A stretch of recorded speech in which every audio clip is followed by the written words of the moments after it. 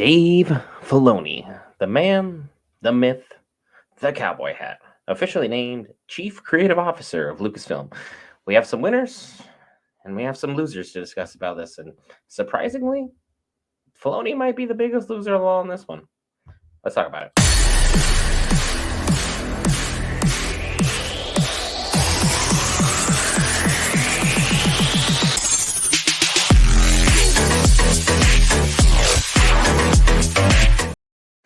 All right, guys, Brent here back with Geek Variants. We cover all things Marvel, DC, Lord of the Rings, anime, Star Wars, and this time, Dave Filoni, Chief Creative Officer. Big enough decision to warrant having its own video because look, Dave Filoni has been a creative genius. He has covered so many great things involving Star Wars that have had impeccable ratings over each and every time and iteration that he's come in because he came in and made the prequels even better than what they already were. He made the Clone Wars great. He made Rebels, which was supposed to be a kid's show, actually really entertaining. The first season was kind of drawl, but everything else afterwards, impeccably done. And then we had the Ahsoka show. He had his hands on throughout. Is anyone going to go out there saying, yeah, this show was terrible. This was bad. It set nothing up. No, it set up more stories than you could ever possibly imagine. And it was beautifully done. The acting was fantastic.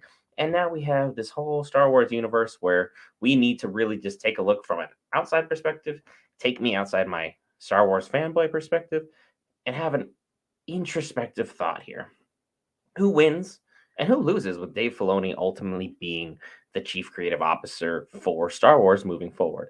We're going to start off our winners because we want to start off with good news here. Star Wars fans have been needing some good news. It's been a while since we've seen anything super great come out of Disney, other side from like Ahsoka and maybe Andor. It's been kind of hit and miss. Like even Mandalorian had a misstep on its last season.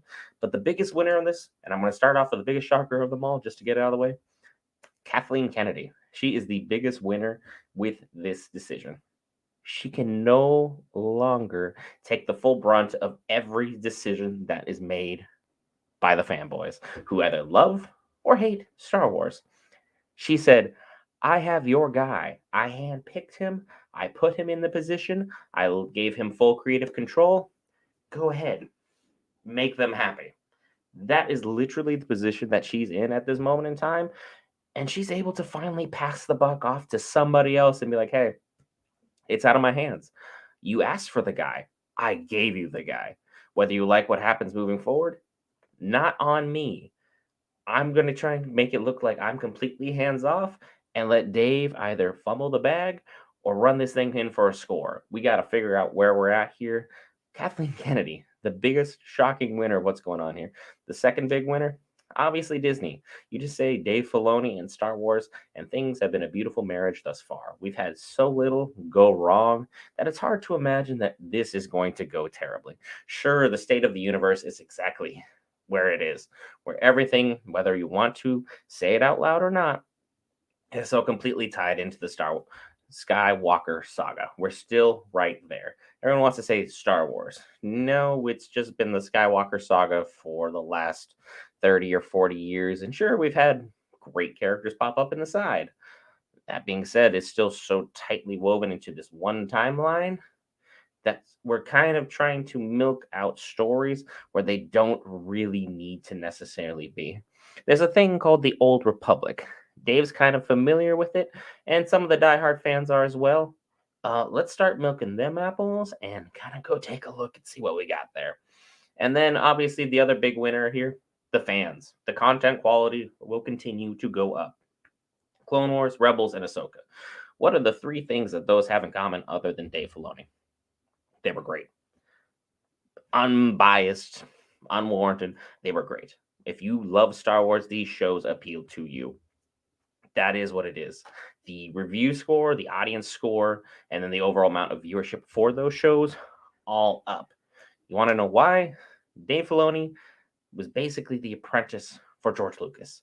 If we're ever going to have 1A and 1B, this is the closest we're going to get to having Lucas back in the driver's seat without him being as panicky and as fighty as he was, where he wanted to sell the company every 5 minutes to anyone who had money. And now we have Filoni, who's going to be the chief creative officer there, who loves this stuff. And sure, we'll get tons more wolf references because the guy is in love with wolves, cowboy hats, and westerns. But that's kind of what this was. in the first place when it came out in season 1 and season 2 was great. They kind of lost their way because once again they wrapped themselves up in Star Wars content that it didn't necessarily need to be involved in, and I felt dragged it down a little bit.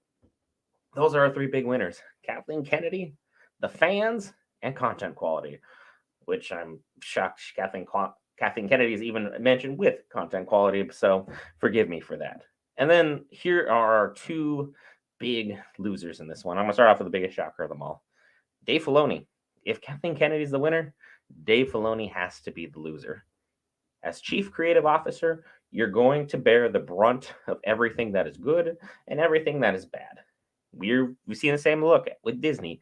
Kevin Feige, when they had the Marvel Cinematic Universe ripping and roaring, and it was just hand over fist with money.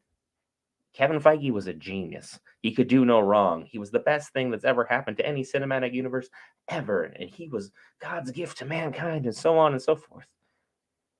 And now with the state the Marvel Cinematic Universe is in, he's catching strays left and right. He's no longer a genius. It looks like he didn't have anything planned out for after this.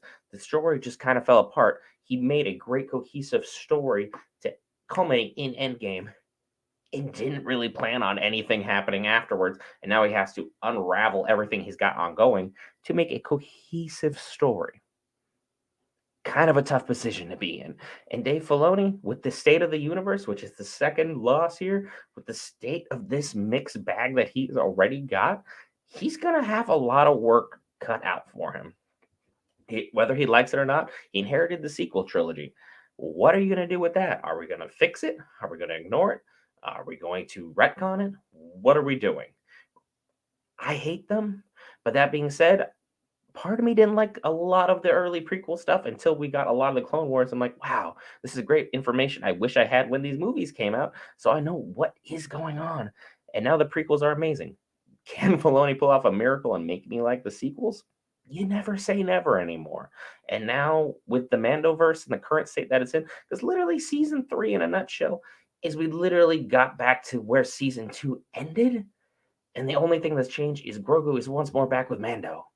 None of it was consequential. Nothing really mattered because we know at the end of the day, everything that happened with the Mandalorians really amounts to a whole lot of diddly squat in the grand scheme of things because the sequels are what they are. And even if Grogu is amazing and powerful and great, he's still going to go down with the sequels at the Jedi Temple and have everything just obliterated that Luke built. We already know where it's going. It's just how are we getting there? How are we going to fix things? What is going on? It's a very, very mixed bag. And for better or worse, Filoni's going to have to bear it. And well, as a Star Wars fan, I know I'm particular about what I want, when I want, and how I want it. And now it's up to us, the fans, to see how we feel about this. I, for one, am thrilled about what's going on, but from an outward perspective, some level of skepticism is good for the soul. That being said, be sure to hit the lovely red subscribe button. You listen to me ramble about Star Wars for 8.5 minutes. Clearly, there's something in here that you, the viewer, liked. If not, I'll see you in the next one.